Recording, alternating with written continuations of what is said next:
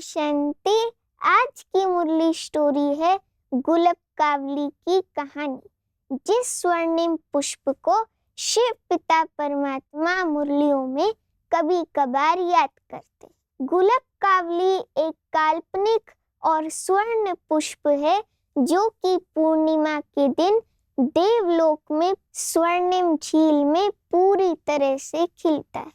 इंद्रदेव की पुत्री बकावली इन पुष्पों से जगदम्बा को अलंकृत करती है और शिव भक्त राजा प्रचंड के पुत्र ने भी अपने पिता को इन पुष्पों से फिर से दृष्टि प्राप्त कराई थी। इस पुष्प की विशेषता है कि अंधे व्यक्ति की आंख पर अगर ये पुष्प रख दिया जाए तो उसको फिर से दृष्टि प्राप्त हो सकती है। अवंती नगर में राजा प्रचंड एवं महारानी प्रतिदिन शिव की आराधना करके अभिषेक करके राज्य का संचालन करते थे। बहुत वर्षों तक संतान ना होने के कारण राजा प्रचंड ने एक रूपवती नामक कन्या से विवाह कर लिया। रूपवती को 3 पुत्र हुए। ये 3 पुत्र मूर्ख और बुद्धिहीन थे। अब पहली रानी शिव की संतान प्राप्ति के लिए बहुत उपासना करने लगी। कुछ दिन बाद प्रथम रानी ने एक पुत्र को जन्म दिया जिसका नाम रखा गया विजय। अब दूसरी रानी को पहली रानी से ईर्ष्या होने लगी क्योंकि दूसरी रानी के पुत्रों को विजय के कारण राज्य कारोबार संभालने का बिल्कुल भी अधिकार नहीं था। तब दूसरी रानी ने अपने भाई वक्रकेतु के साथ एक योजना बनाई।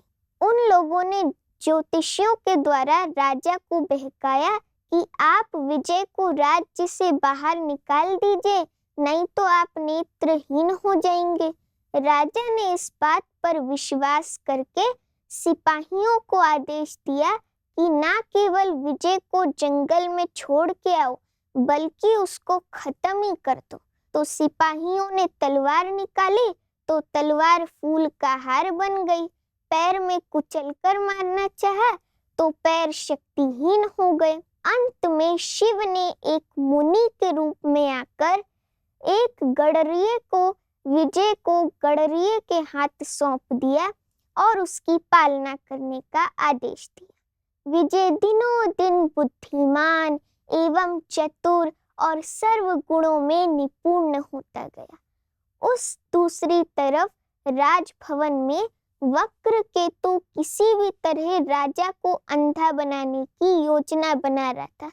वो ये सोच रहा था कि अगर हम राजा को अंधा बनाएंगे किसी भी तरह तो हम खुद राज्य कर सकेंगे। तब जब एक दिन राजा शिकार करने निकला तब वक्रकेतु ने राजा को दूध में एक तरह की दवा मिलाकर पिला दी जिससे राजा की दृष्टि धीरे धीरे कम होती गई और जब वो पूरी तरह से अंधा होने वाला था तब राजा को अपने सामने उसका पुत्र विजय दिखाई दिया। राजा पहचान गया कि ये उसका ही पुत्र है। फिर विजय को अपनी माँ द्वारा पूरा रहस्य मालूम हुआ।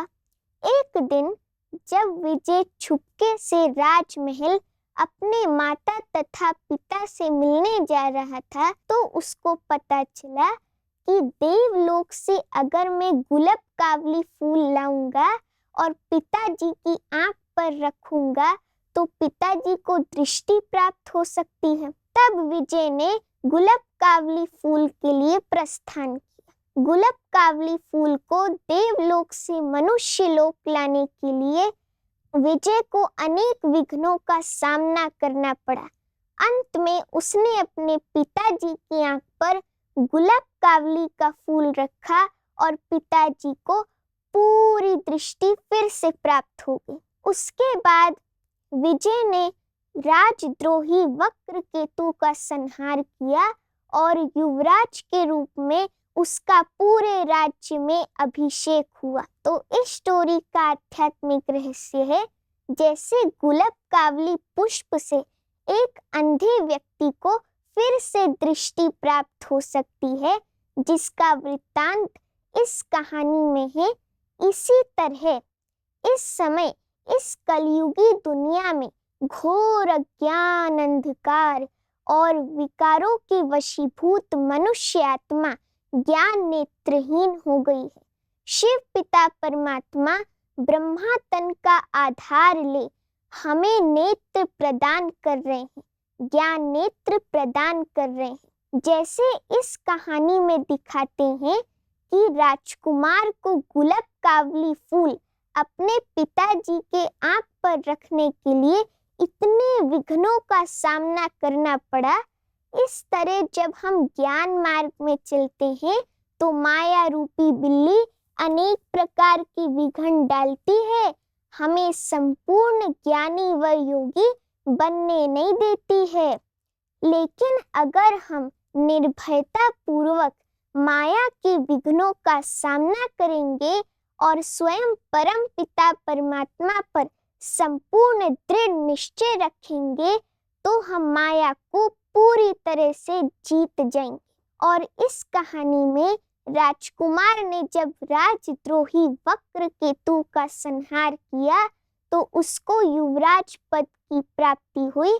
ऐसे जब हम शिव शक्ति बन माया रूपी 5 विकारों का संहार करते हैं तब हमें शिव पिता परमात्मा द्वारा स्वर्ग का मालिक बनने का राज्य पद प्राप्त होता है।